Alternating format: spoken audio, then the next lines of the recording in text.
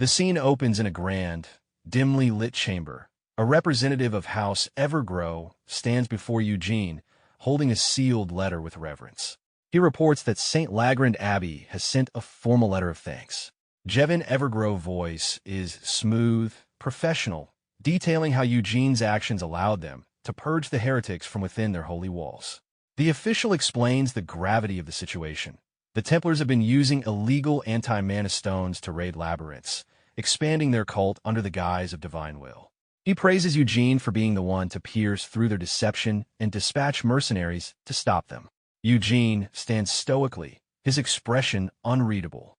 He reflects on the suspicious nature of the Templars, whose duty is to carry out God's will.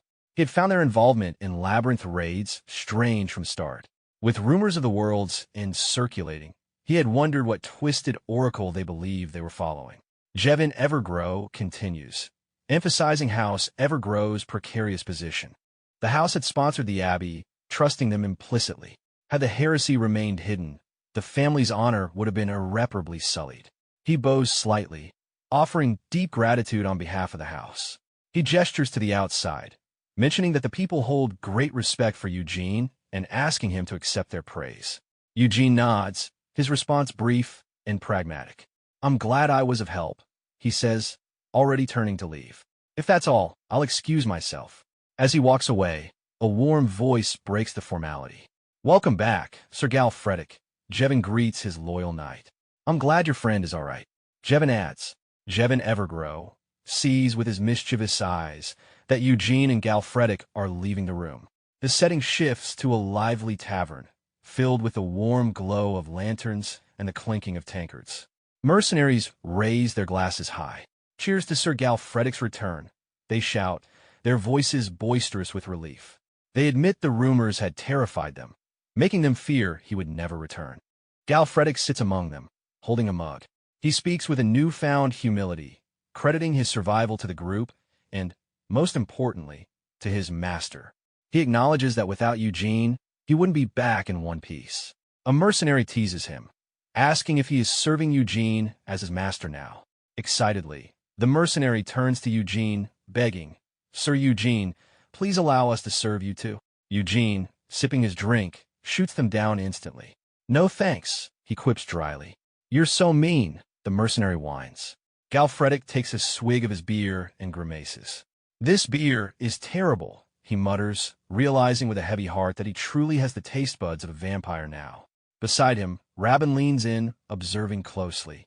"But Sir Galfredic, your eyes are a different color than before," he notes curiously. "Did something happen in the labyrinth?" Galfredic deflects the question, turning his attention to Rabin. "You little bowl cut," he grins, ruffling the boy's hair. "I heard you raided the abbey with Partek." Rabin yelps.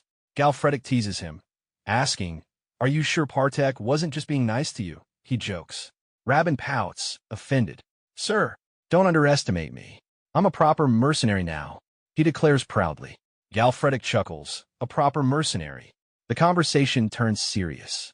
Partek comments on the abbey raid, noting how impressive it was that they uncovered the truth. He mentions that Lord Jevin seemed genuinely surprised by the revelation. Eugene's eyes narrow. "Is that so?" He muses skeptically. He wonders aloud what actually shocked Jevin. He poses a sharp question to Partek. "Do you truly believe the abbey sent me a letter of thanks out of genuine gratitude?" Partek catches on. "Are you saying that Lugates was used as a scapegoat?" he asks. "Well, I let them, to be precise," Eugene explains with calmness. "I only told you guys to arrest the Templars, not the abbess." He outlines his strategy. "If we raided the abbey itself and sullied House Evergrow's honor, they would have been on my ass." Eugene finishes, bluntly stating the danger of offending a powerful noble house. "But if I give them a bit of an opening, they only need to blame one person, by allowing them to pin everything on the traitor Lugates." Partek realizes the implication. "Then, I assume it's just Lord Jevin behind it." Eugene nods. He calls out to Partek. He commands, his voice low and urgent. "I think we should leave this place tonight." Discreetly at that, Partek acknowledges. The scene cuts to the dark, rising sunlight in the woods. The stillness is shattered by a panicked shout. "We've been surrounded." Rabin cries out. "What do we do?" "Get together, Rabin." Another voice shouts, trying to maintain order. Emerging from the shadows is an enemy force, led by a man with a burning hatred in his eyes. He spots Eugene instantly. A man in a black leather robe on a black horse, he sneers. He must be Jan Eugene. The enemy commander reveals his motivation. Sir Lugates might have been a criminal, but he was Lord Jevon's favorite knight on the estate, he spits. He explains that Jevon was furious he couldn't punish Lugates himself, because Galfredic had killed him first. That's the same as insulting Lord Jevon and staining his honor, he roars. He draws his weapon, pointing it at Eugene. I'll make him pay for this, he vows, his voice dripping with malice. And put a scar on that pretty little face of his.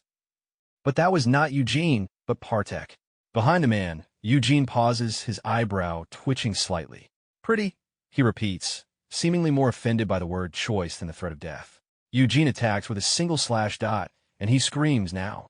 Stop! Chaos erupts. Screams echo as weapons clash. Damn it! Get back together! The enemies yell, trying to encircle Eugene's group. But they have severely underestimated their prey. You're not getting away from us. Galfredic laughs with a cold, mocking sound. Rabin voice that cuts through the tension. Haha, you guys are the ones that have been surrounded, he mocks. Galfredic and the mercenaries emerge, encircling the ambushers. Around the clearing. Don't move. Partek order the enemies. Galfredic grins at Eugene. Great tactic master, he praises. He compliments Eugene's swordsmanship, noting how neat it has become, especially the use of saber on horseback. Eugene looks confused. Who did you learn that from? Galfredic asks. From you. Eugene replies simply. Galfredic blinks. Really?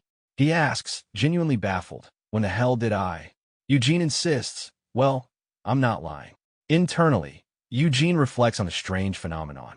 At that time, when I gave him my blood, he thinks, recalling the ritual, all of the techniques and experience Galfredic had built up came into my head. He remembers a mechanical voice declaring, the subject is the Lord's possession. He wonders whose voice it was, an illusion or something divine. His thoughts are interrupted by Macaulay shouting, You sure have no shame showing up when you have insulted Lord Jevon, Sir Galfredic. Macaulay yells. He claims Jevon was planning to appoint Galfredic and accuses him of failing in the dungeon due to a lack of skill and blaming Lugates instead. Eugene sighs, annoyed. All this chirping is getting on my nerves, he mutters. Galfredic addresses the man directly. Oh, Sir Macaulay, how are you? He greets him with curious politeness. Eugene's eyes glow with menace. I hope you're all prepared to die. I'll only let one of you live. He threatens, ready to slaughter them all. Galfredic turns to Eugene. Whoa, master, he says, calming the situation down. Why don't we take them as hostages instead, he suggests. Galfredic puts on a facade of nobility. It's tradition that you respect the honor of the opponent that fought bravely, even if they are an enemy, he lectures. Then, he reveals his true motive with a greedy grin. Plus, if we take them hostage, we can demand ransom. Eugene considers this practical approach. Then they just need to be alive, right? He asks. Very well. Macaulay stammers. Eugene smirks cruelly. I'll make sure their limbs are intact, he promises, a threat wrapped in mercy. The knights tremble. I'm sorry. Later, the scene is calm. The hostages are tied up but surprisingly comfortable. Whoa, Sir Eugene, are we really allowed to stay here? One asks, looking around a nice room. I've never seen hostages be treated so nicely. Don't worry, Sir Eugene. We can cover for this much, Lady Preachella assures Eugene. Good. Eugene nods. We'll get ransom from Lord Jevon for those guys. Preachella looks nervous.